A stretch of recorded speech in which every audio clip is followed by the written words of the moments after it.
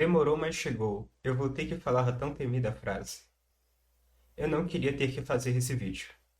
Eu percebi que não tem como. Eu vou ter que fazer uns vídeos para provar que certas coisas estão erradas, porque tudo tem limite. E falando em tudo ter limite, o mito que nós vamos dar uma olhada hoje parece inofensivo. Ele parece se confundir só com uma mera crítica, mas na verdade ele faz muito para tratar o socialismo libertário. Sério, é absurdo o quão comum é pensar isso e o quanto isso aliena as pessoas de métodos de organização que poderiam funcionar. O mito de que o anarcossindicalismo é economicista. A gente já começa com um problema porque economicismo é uma daquelas palavras que no fim das contas passou a significar só gente que discorda de mim. E bom, como não tem uma definição clara que todo mundo vai concordar, eu vou ter que fazer uma breve lista do que as pessoas geralmente querem dizer quando elas fazem essa acusação. Geralmente a intenção delas é dizer que, o anarcossindicalismo seria totalmente econômico e não teria uma proposta de organização da sociedade. 2. A prática anarcossindicalista abandonaria a pauta política e se preocuparia somente com a pauta salarial, o que faria ele abandonar pautas sociais também. 3. O anarcossindicalismo defende exclusivamente a organização por meio de sindicatos e, por consequência disso, numa sociedade anarcossindicalista, pessoas não sindicalizadas não teriam direitos políticos. Mais uma vez, esses equívocos não somente são extremamente comuns, também são extremamente falsos. E nós vamos rebater tudo isso hoje. Mas antes, por favor, se inscreva, deixe seu like e compartilhe o vídeo. Isso me ajuda muito. Vamos lá. Primeiro, precisamos lidar com um problema linguístico que existe no português. Em outras línguas, existe uma diferença entre as palavras union e syndicate. Union quer dizer sindicato no sentido que nós conhecemos, uma associação de trabalhadores para resolver seus problemas em comum. E geralmente, quando pensamos em uma union, estamos pensando em trade union, o que pode ser traduzido como sindicato de ramo, uma associação dessas com um ramo, uma área profissional em comum. E é por isso que em textos teóricos antigos você pode ver uma crítica ao sindicalismo preocupado somente com a condição dos trabalhadores e sem intenções revolucionárias, chamado de trade unionismo. Esse é o motivo. Syndicate, no entanto, é algo mais complicado. A partir do século XIX, quando as unions começaram a ganhar muita força, em alguns casos, elas conseguiam ficar tão fortes que as uniões sindicais entre elas conseguiam de fato estar no controle de um lugar. Essas uniões autônomas de trabalhadores para se autogovernar eram conhecidas como syndicates. Não existe uma tradução exata para o português de syndicate. O melhor equivalente talvez seja soviet, em referência aos conselhos regionais de trabalhadores que existiam na Rússia. Agora, vamos dar uma olhada em como tudo isso afeta a teoria e a prática do anarcossindicalismo. Como tudo isso é relevante aqui. Eu vou precisar contextualizar. Eu vou precisar apresentar para você um sujeito muito especial. Conheça o Grigori Maximov.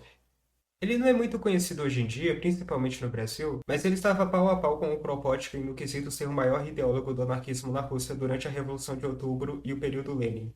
Ele era lido amplamente não só por anarquistas, mas também pelo movimento comunista da época, além de sindicatos na Europa e nas Américas, incluindo o Brasil, mas especialmente nos Estados Unidos, onde mais tarde, depois de ser forçado a sair da União Soviética, ele também ajudou a estabelecer a IWW, e algumas pessoas consideram ele o maior ideólogo do anarcossindicalismo durante seu tempo de vida. O sujeito não era pouca coisa. Você pode estar se perguntando por que eu apresentei esse sujeito. Por que ele é relevante aqui? Simplesmente porque a obra dele sozinha acaba com pelo menos 2 desses 3 itens. E eu queria deixar claro que eu não estava citando qualquer um.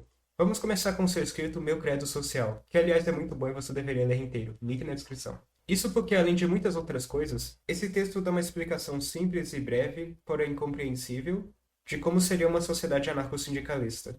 Citando diretamente, na esfera política, o Estado seria substituído por uma confederação de comunas livres com seus conselhos, isto é, o estatismo seria substituído pelo comunismo. Os conselhos das comunas, juntamente com as associações desses conselhos, isto é, incluindo a Associação Confederal de Conselhos, não seriam dotados de qualquer prerrogativa de poder. Assim, como tecido da futura sociedade anarquista, podem ser estabelecidas, na minha opinião, as 3 seguintes instituições essenciais e básicas. 1. Sindicatos de produtores que levariam, através da sindicalização da produção, a um comunismo frutífero de produtores. 2. Associações de consumidores que levariam, através de sua utilização da cooperação, a um comunismo de consumidores. 3. Associações territoriais, levando, por meio do comunalismo, a uma unidade na diversidade, isto é, uma confederação de povos baseada na liberdade e na igualdade. Ou seja, simplificando e localizando a linguagem que é para todo mundo entender, quando o assunto é política, o plano dele era uma grande união de municípios independentes, tanto os municípios quanto a União sendo geridas diretamente pela população por meio de conselhos municipais.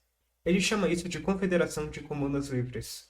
Agora, se você prestou atenção, você notou que ele cita essa união de conselhos como uma coisa diferente dos sindicatos e da associação deles. Elas literalmente são itens diferentes, o 3 e o 1. Tudo isso para eu poder dizer que, não, o anarcossindicalismo não quer um tipo de sindicatocracia. Mas eu suponho que ainda tem outro problema, certo? O papel aceita tudo. Pode ser que a gente fale desse jeito na teoria, mas que na prática a gente aja de forma diferente. Só que não, não é o caso. O que eu acabei de ler para vocês não é algum tipo de proposição que permaneceu no papel. Essa proposta, que na época ganhou o nome de Sovietes Livres, foi literalmente o modelo usado na Revolução Anarquista na Ucrânia. Maximov se envolveu na Revolução Ucraniana através da participação da Federação Sindical de lá, a Nabat. E se você sabe qualquer coisa sobre o território livre da Ucrânia, você sabe que quem mandava lá não eram os sindicatos. E lembrando, todas essas evidências contrárias são vindas de uma única proposta de um único cara. A teoria do anarcossindicalismo durante o ano de Nosso Senhor 2024 já está no mínimo maior e mais complexa. Porque, bom, a de tudo está nesse ponto.